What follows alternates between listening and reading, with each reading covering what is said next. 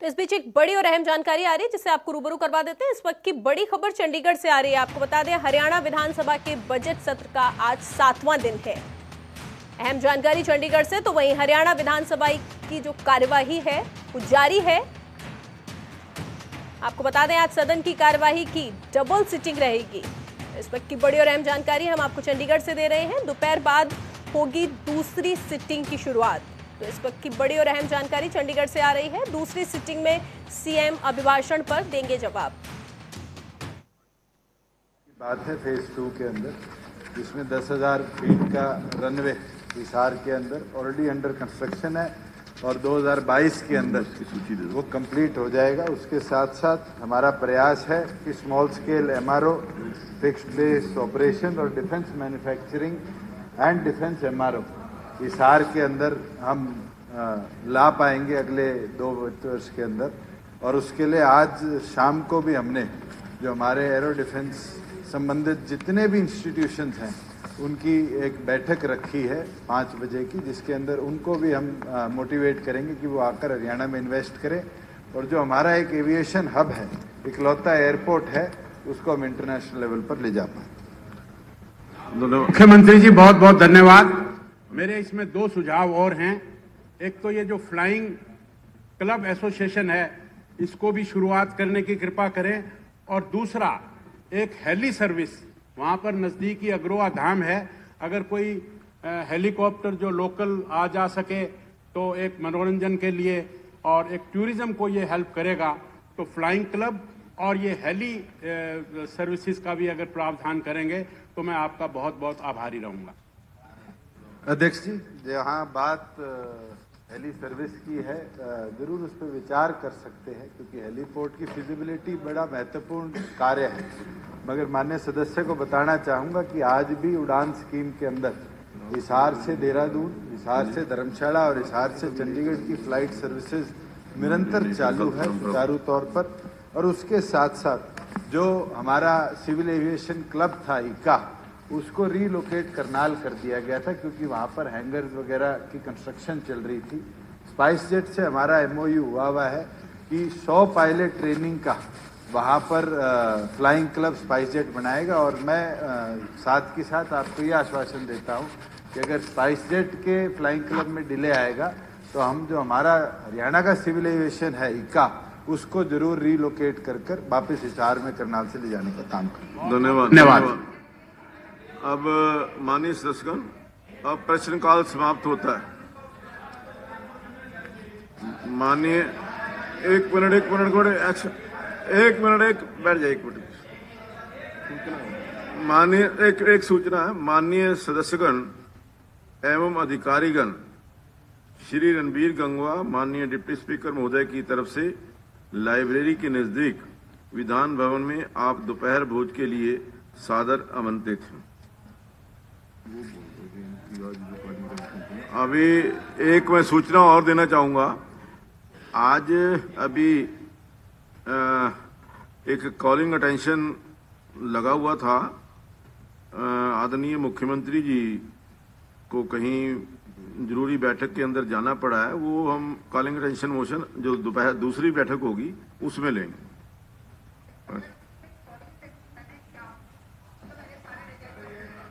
ये जो एक आपने जो रह गया मेरा, ये 75% जो है हरियाणा युवकों को जो है रोजगार देने का, तो ये वाला कॉलिंग अटेंशन के ऊपर आपने मेरे को ये नहीं बोला है कि रिजेक्ट हुआ है, तो ये लगा रहे हो आप? नहीं।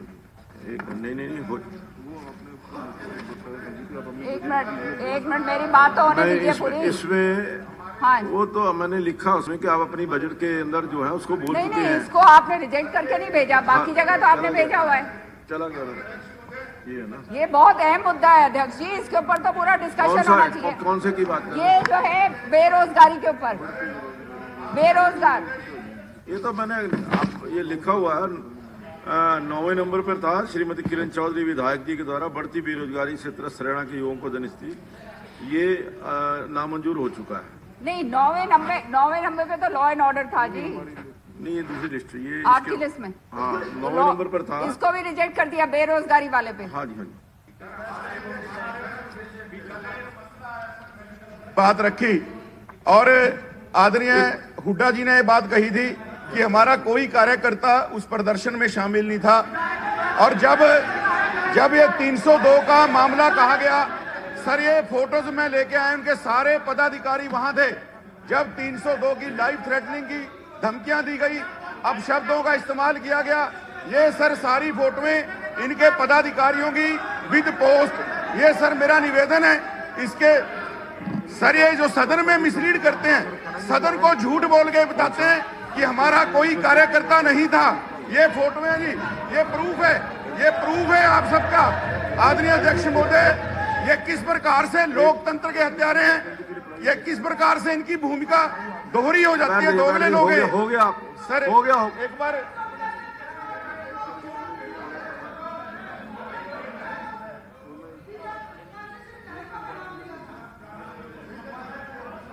इधर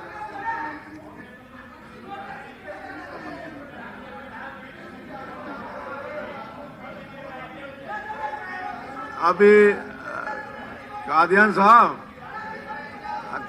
साहब ये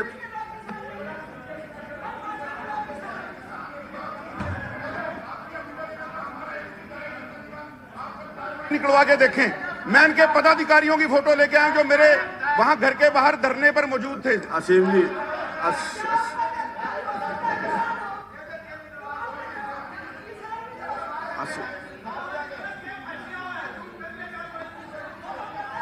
वो उधर दे दो यार, वहां दे दो।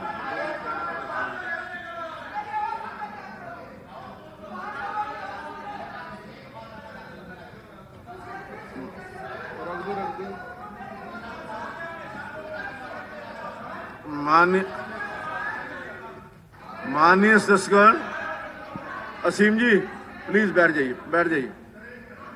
नाम बताओ कौन सा, मेरे को लिस्ट दो। कहाँ सर ये कल ना अब जेजेपी वाले बोलेंगे, कल दीपक मंगला जी बोल रहे थे। हाँ, माननीय सदस्यगण, अब वर्ष 2021-22 के लिए बजट अनुमानों पर सामान्य चर्चा का पुनरारंभ होगा। श्री बिशंबर सिंह जी।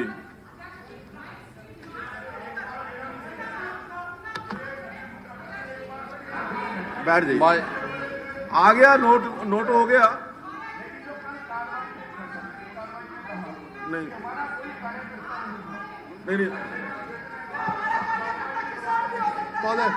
12 बोल रहा टेम आज सारे ये गलत है। मैंने कहा अब ये बोलते रहेंगे, जो मंत्री बोलते ऐसा। असीम जी इनको लाइसेंस मिला, एक मिनट, इनको लाइसेंस मिला हुआ है। देखिए मेरी एक बात सुनिए। देखिए वहाँ की जो प्रशासन है वो उसके ऊपर कानून के मुताबिक कार्रवाई कर रहा है, और उसके में जो भी उसके अंदर इन्वॉल्व होगा, चाहे कोई है, उसके ऊपर कार्रवाई करेगा। और इसके अलावा और अध्यक्ष महोदय, देखिए कल पूरा हाउस सुन रहा था, जो मैंने कल कही थी आज भी वही बात है।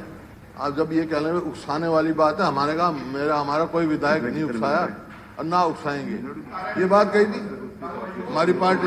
देख लो हमारी विधायक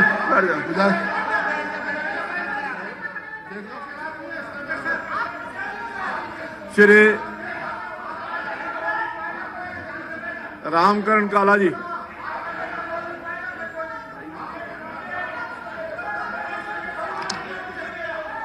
हेलो, बैठ जाइए। एक मिनट। असीम जी बैठ जाओ, प्लीज बैठ जाओ। हाँ? बैठ जाओ। बलवीर जी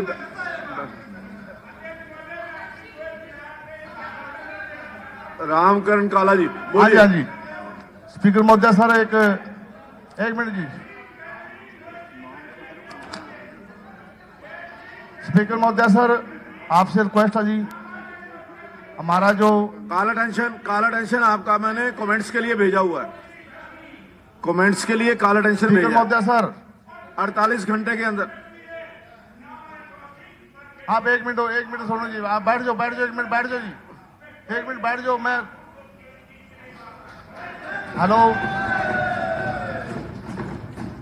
स्पीकर महोदय सर, हमारी एक रिक्वेस्ट है सर, हमारे जो ट्रक का सीट पर खड़े होकर सीट पर में सीट बैठ बता दिया मैंने उनका। हाँ जी, हमारे जो ट्रक है, ट्रक होशियाबाद से कुरुक्षेत्र पास वहां जाएगा, होशियाबाद पास होनी चाहिए। यहाँ कौन सी जो ट्रक यूनियन के जो ट्रक है, चाहे कार है चाहे मोटरसाइकिल है, होशियाबाद पास होने चाहिए, कुरुक्षेत्र पास होने जाओ, बहुत दिक्कत है उसमें। दूसरा हमारा एक सवाल था, पहले मंजी साहब गुरुद्वारे से लेकर रामनगर तक पूरा सड़क बनागी। हमारा तीसरा जो बस स्टैंड के सामने पब्लिक को बहुत दिक्कत आती है, तीनों को तो वहां अंडरपास होना चाहिए। दूसरा हमारा एक चल मैं तालाब की बात करूंगा, जितने भी तालाब हैं हरियाणा के अंदर, तालाब जो है उनकी खुदाई होनी चाहिए और उनकी चारद्वारी होनी चाहिए तालाब की, ताकि पाइपलाइन दब का जो जिम्मेदार ना किसी ने लोड पड़ा पानी की अंडरग्राउंड पाइप दाब का, उसके दो बनाएगा, उसके पानी की सफाई कराएगा और दूर खेत में जा सका, ताकि एक बारी मशीन से खुदाई हो जा, जो ओवर जो पानी है ओवरफ्लो रहा, वो पानी सड़क नहीं खराब होने, गलियां नहीं खराब होने की खुदाई करवाएगा मशीन से, और उसकी चारद्वारी होगा, उसके पाइपलाइन दबाई जाए। सारे जितने भी हरियाणा के अंदर जो है तालाब है, सबकी एक बार ये होनी चाहिए, जरूरी है। दूसरा हमारा जो लाडवा रोड है 4 लाइनिंग होना चाहिए, उस पर बहुत, एक तो सुगर मिल है उसके पास और बहुत ट्रैफिक उसके पास है, 4 लाइनिंग होनी चाहिए जो लिस्ट। दूसरा हमारा जो जो चंडीगढ़ से अंबाड़े से चंडीगढ़ रोड है 6 लाइन होना चाहिए, यही बहुत ही मतलब इस पर बहुत दिक्कत है, ट्रैफिक बहुत ही 6 लाइन होना चाहिए अंबाड़े से चंडीगढ़ आ रहा है रोड। तो ये 2 चीज काम है, बाकी मैं लिखित में दे दूंगा, और ये हमारे जो काम है जरूरी होने चाहिए। हमारा ट्रक जो पास होने के लिए जाता है कुरुक्षेत्र जाना पड़ा उसको, चाहे कार है चाहे ट्रक है चाहे बस है, ये हमारा शाहबादी पास होना चाहिए। दूसरा हमारा जो झुंगी झूपड़ी वाले बैठे, चाहे 100 बैठे चाहे 200 बैठे, हर शहर में बैठे, उनके लिए प्लाट काट कर दिया जाए, चाहे कमेटी कटाओ चाहे उसे सरकार काट कर दे, उनको उन्हें पंचायती सरकारी जमीन में बैठे, उनको सरकारी जमीन से उनको खरीद कर उनको प्लाट दिए जाने चाहिए, जिसके पास प्लाट नहीं उनको प्लाट मिलने चाहिए। तो मेरी रिक्वेस्ट है, ये मेरे काम है, बाकी मैं लिखित में दे दूंगा सारे, ये काम मेरे होने चाहिए। धन्यवाद, जय हिंद। धन्यवाद। आदरणीय सदस्यों से निवेदन है, सम्मानीय सदस्यों से, कि ऐसे कुछ विधायक हैं जो अभी तक राज्यपाल जी के अभिभाषण पर या बजट के ऊपर वो नहीं बोल पाए हैं। तो मेरी प्राथमिकता ये है कि सबसे पहले हर विधायक कम से कम एक बार जरूर बोले। तो इस दृष्टि से नहीं, जो मैं पहले उनको दे दूं ना, फिर बाद में श्री धर्म सिंह छोकर जी।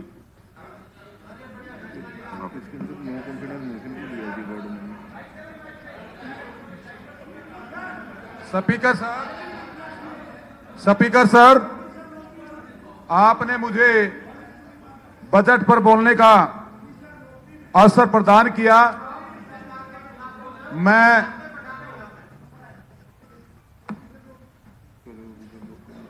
कोई नहीं, हमने ऑफिसर्स अपने आप नोट करेंगे, उनकी जिम्मेवारी है। स्पीकर सर, आपने मुझे बजट पर बोलने का मौका दिया, मैं आपका धन्यवाद करता हूं। 2021-22 का बजट माननीय मुख्यमंत्री जी ने और माननीय वित्त मंत्री जी भी वही हैं, बजट रखा। जो बजट आज सरकार के, आज पूरी जनता, किसान, व्यापारी, कर्मचारी और जनता के हित में नहीं है, ये सबको पता है। बजट पेश भी हुआ, बजट पास भी हुआ। मैं कहना चाहूंगा, बजट पर काफी चर्चाएं हुई, आंकड़े भी बताए गए, होगा पास तो होगा। बजट आंकड़े बताए गए, जमा घटा की गई। मैं कहना चाहूंगा, बजट में जितना प्रावधान हर क्षेत्र में दिया गया, उस क्षेत्र को